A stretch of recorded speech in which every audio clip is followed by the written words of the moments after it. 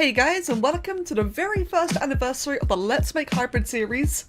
More like a year and a month, but close enough, close enough. This was a community project I started a long time ago in the hopes that, during COVID we could all just distract ourselves with a whole bunch of lovely art and some fun and silly hybrid prompts. It went fantastically well, and I did unfortunately have to end it because it ended up being a lot to handle. There were so many submissions, so many artists, so many really cool and talented new people that we've come to meet and have joined in the community. And over the last months, many of you have been asking to bring this back, and well, it's been a year. I've had a lot to think about. I've had a lot of planning and figuring out, how I can do this again in a much more, clean and less overwhelming way, and I'm pretty happy with my current idea and solution, and I think it's about time. I think it's about time we bring back the hybrid prompts. It will be slower, it will be smaller. I won't be talking about every single individual artwork, but I will still try to talk about as many as I can and show as many as I can. Since it's all about having fun and getting everyone involved and creative and trying new things, and it's important to me that you'll enjoy yourselves, and I'd like to give, of course, a bit of credit to those who spend the time to make their wonderful artworks. Speaking of wonderful artworks, one thing I've been wanting to do is go over some of my favourites from the previous ones, such as this lovely one. No, I'm kidding. What I'd actually like to talk about is this one by Some, which was by the same artist as the previous one. And ones like this just really pop out to me because they're just so unique, so eye-catching. It's slightly morbid, the black and white just makes it so much more powerful, and it's a very thought-provoking image. And this was done for the bear and plant prompt, which is number 8.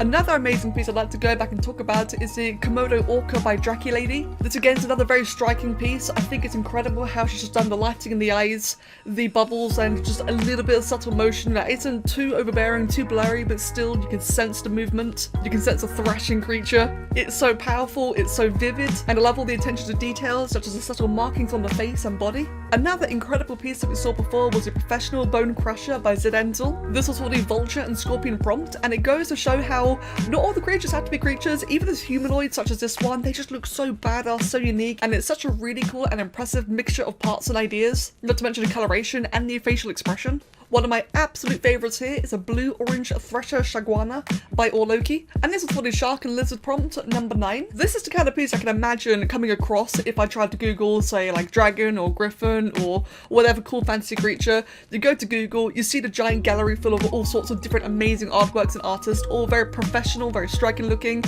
This would just fall straight into that category. It's incredible, beautiful, the colours are amazing. The amount of details and scale variation, especially the face but also the body. It's just such a professional looking piece and absolutely been one of my favourites. We also got to see the Monokubra by Thotmeister, which was based on the Cobra and Lionfish prompt, number 4. What was really cool about this one was that it was made in the theme of Monster Hunter, and it did really well in the Monster Hunter subreddit. This one really took off as just a creative idea, which meant that it wasn't just us that enjoyed it, but other people as well, who may not be the most artistically inclined, but they could still appreciate just the amount of skill, attention to detail, overall original design in this one. Not to mention that the silhouette also demonstrates just what a cool and unique looking featured creature this is. We also got to see some really cool themes and splash arts and posters, such as this one here by Gugenheim of the Catadile, which was based on the Crocodile and Big Cat prompt, number 6. It gives me really old school vibes of like a kaiju comic book, and I think that Gugenheim just really nailed the idea, not to mention the design of the creature itself, but just the font, the buildings, the silhouettes, and also the composition of all the text, which is a surprisingly difficult thing to pull off. For another Crocodile and Big Cat hybrid, we also had the Lion Croc by Cherish, and this one just had such a beautiful kind of oil paint vibe. Maybe oil, maybe acrylic, I'm not sure. I'm actually not sure if this is even digital or traditional, but the overall texture of the creature just looks absolutely stunning. Really has such a painted technique. Not to mention that seeing underwater and above air as well just looks incredible. It's such a dynamic and interesting pose. You get to see so much of the creature, especially just the way that the mane is done, the mane flowing in the water. It's just such a beautiful piece. Another one of my favourites in terms of originality was the Black Berry by Rubina Dragon. This is for the Bear and Plant Hybrid Prompt 8, and it's ones like this that really just kind of highlights what I loved about the series, and seeing people's interpretations, their creative ideas, how well they execute it. It's such a strange and funky idea, and Rubina did a fantastic job of it, and it's just so cool to look at. Not to mention just the overall textures, the colour palette, it's just really nice and chill. Another really cool piece we got to enjoy was by Dragon33657, and that was for the Cobra and Lionfish prompt number 4. This one here was just an amazing example of just beautiful and consistent patterns, all the overlapping stripes, and how everything comes together in such an eloquent and coherent way. I find that doing multi-layered stripes is really difficult and very, very easy to mess up, whereas Dragon here's done a fantastic job of it, and the entire thing just looks so beautiful and so clean.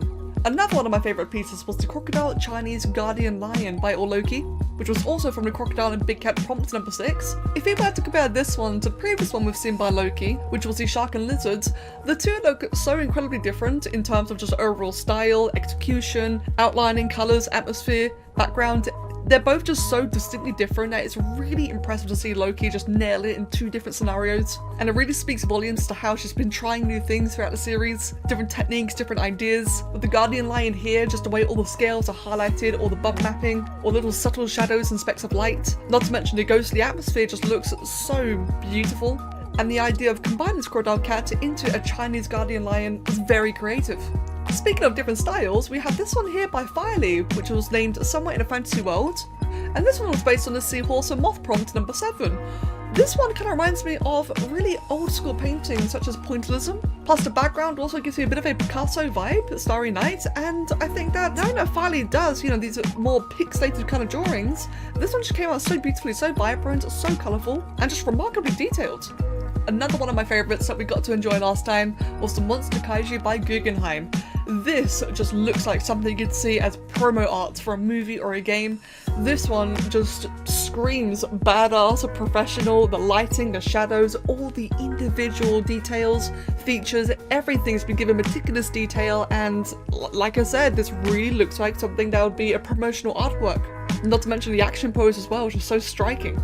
Another new artist whose artwork I really came to enjoy and adore was Dread Drago, and this here featuring their Crocodile and Big Cats for prompt number 6. What I really loved about Dread Drago's artworks was just the construction and detail, just how you can see the form, all the different scales, all the musculature, the outlining. There's something very unique about how Dread Drago designs their animals, and you can just really appreciate just all the form and thought gone into it. Not to mention in pieces like here, how not only are the 2 poses just so unique, but how the background is also very consistent. How the creatures actually fit into the environment. They look like they belong, and it just makes the entire piece look so much better.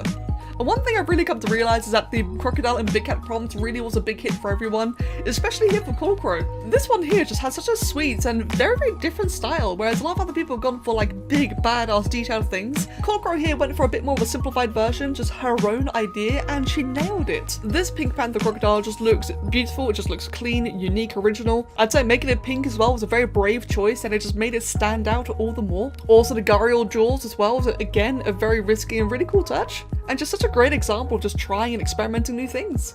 But of course, there was always more room for bigger and badass creatures, especially this Monster Kaiju by Little Theropod. Just such a crazy, hellish looking creature. What really got me about this one is just all the cracks, all the lines and carvings and scars all around this creature's body.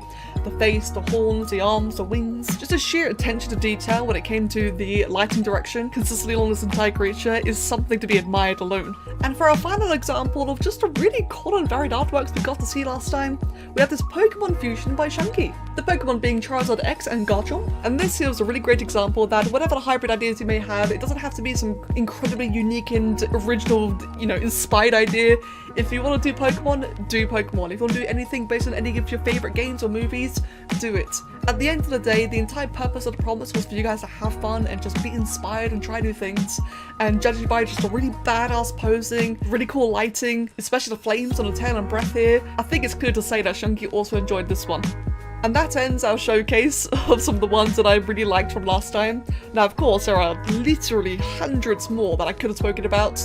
The sheer variety and quantity of artworks from just so many new and cool and amazing people was really, really cool to see. Hence why I do want to bring this back again. Now, with season 2 of the hybrid prompts, I will be pacing out a bit more. I'm thinking perhaps 1 prompt per month. That way it gives you time to not rush, but just to, enjoy it and produce any artwork that you want. And I will only be talking about probably up to a maximum of 20, hopefully less per video, but I will try to fit in visually everything that we can see. That way everyone gets to take part, but I actually get to make the videos instead of being backlogged. And then of course, I'm sure you're wondering, well then, what prompt are we starting with next? I figured, let's take it easy, let's get used to coming back again. For prompt number 11, let's go with the good old-fashioned griffin. So, it could be any big cat you want, any bird you want, but in the theme of a griffin. So guys, thank you all very much. I'm really looking forward to just this all over again. I'm really, really excited. As always, if you want to take part, you may submit either in the comment section down below, submit it via Discord, you can PM me on Twitter, DeviantArt, via email, it's all on the screen, all nice and simple. And as always, I look forward to seeing it. Take care guys, and have an amazing day.